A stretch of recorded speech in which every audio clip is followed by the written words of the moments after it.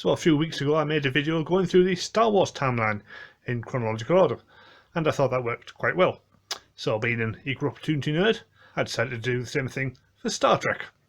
There's been so many new TV shows set in the Star Trek universe, it's easy to lose track. So in this video I'll take you through them all from the 60s to the present day and tell you where they're all set in the fictional timeline. So whether you're a complete newcomer to the Star Trek universe, or you just haven't paid attention for a while, this should hopefully answer some of your questions. So first up we have the original series from 1966 with the very unappealing DVD cover. This was the classic lineup of Kirk, Spock, McCoy and so on. It's nearly 60 years old now, so it might seem a little slow for modern viewers. But it is a classic and the best episodes still stand up to this day. So this ran for 3 seasons, and then in 1973 they made Star Trek the Animated Series. There were 2 seasons of this, and the animation is pretty rudimentary, but it's a lot faster paced than the live action version, and some of the scripts are really good.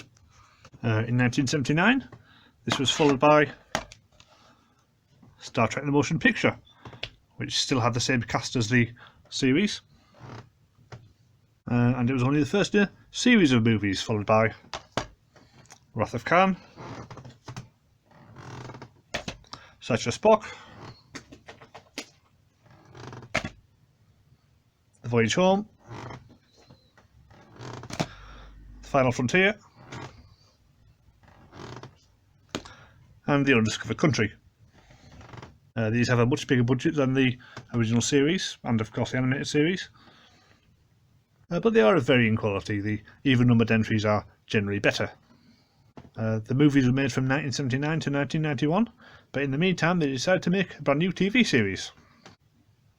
1987 saw the start of Star Trek The Next Generation, which ran for 7 series, and featured the adventures of Captain Picard, Commander Riker and their crew. It might seem a little dated to modern viewers, but at the time this was really cutting-edge science fiction, and the best episodes are still excellent. In 1993 it was joined by a spin-off, Star Trek Deep Space Nine, which unlike the other shows is set aboard a space station rather than a starship. And the setting allows for much more character development and serialised storytelling than the other Star Trek shows. I mean, it's hardly Breaking Bad, but at the time it was pretty revolutionary. There are a few characters that cross over from the Next Generation, but on the whole you can pretty much watch it on its own. When Next Generation ended, it was replaced with Star Trek Voyager. This began in 1995 and ran for 7 seasons. This features Captain Janeway and her crew trapped on the other side of the galaxy.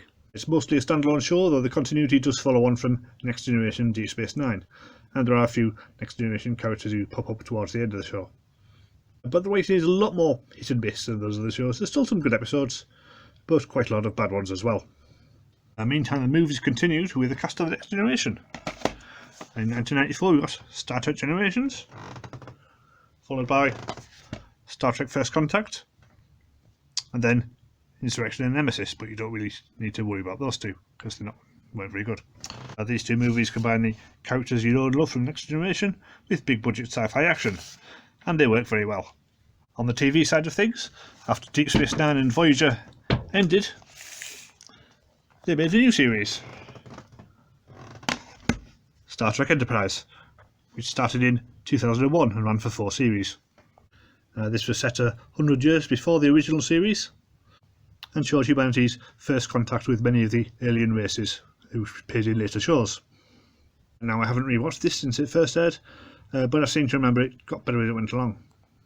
The first 2 series were pretty dull. Series 3 introduced more of a serial story, and Series 4 started to link up to the continuity of the later series, but they were cancelled before they could really finish the job. So the Star Trek franchise lay dormant for a few years, until they decided to make another movie. This was the 2009 movie Star Trek, which I could swear I own on DVD, but I can't find it anywhere. This does feature an old version of Spock from the original series, but other than that it takes place in a brand new timeline, where Kirk, Spock and McCoy are all played by new young actors, and the Enterprise is all glistening white with lots of lens flares. It's clearly got a big budget and feels a lot more like Star Wars than Star Trek in places, with the emphasis more on action-adventure than exploring the human condition. But this movie at least is very enjoyable. The 2 sequels, Star Trek Into Darkness and Star Trek Beyond, maybe took the approach a little bit too far. and no movies have been made since. Instead, they made a new TV series, Star Trek Discovery, for streaming services. This was set back in the regular Star Trek timeline, about 10 years before the original series debuted. So when familiar characters reappeared, they were played by younger actors, but not the same younger actors who played them in the films, because that was a different timeline. This is much more of a serialised approach to some of the other Star Trek series. Every year is really one big long story, and in Series 3 and 4 they travel forward to the far future. It's proven somewhat controversial as there's a black female lead and lots of LGBTQ characters, so it's clearly not for everyone, but I quite like it. Other Trek shows currently being made include Lower Decks. This is an animated series which feels kind of like Futurama. It has lots of references to obscure elements of the Star Trek canon. I really enjoy it, but the more a fan you are, the more you'll get out of it. There's also Star Trek Prodigy, another animated series which is aimed really at kids. It does feature a holographic version of Captain Janeway from Voyager, so if you're a fan of that, you may enjoy this. For a kids show, it's quite fun. Another live action show currently in production is Star Trek Picard.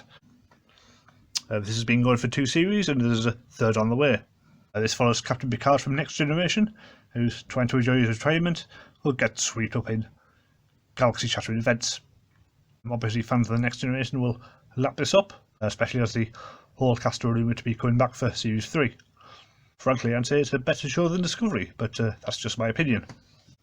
And finally we have the most recent show, Strange New Worlds, which follows on from some of the characters introduced in Season 2 of Discovery, who were also the crew of the original Enterprise before Kirk came aboard.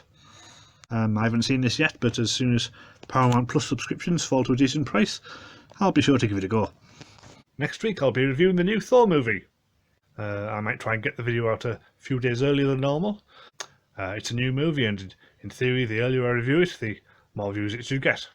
Although I tried that with the Doctor Strange review and that only got 4 views, so maybe it's not worth the effort. Anyway, like this video if you enjoyed it, and subscribe if you want to see more. Goodbye!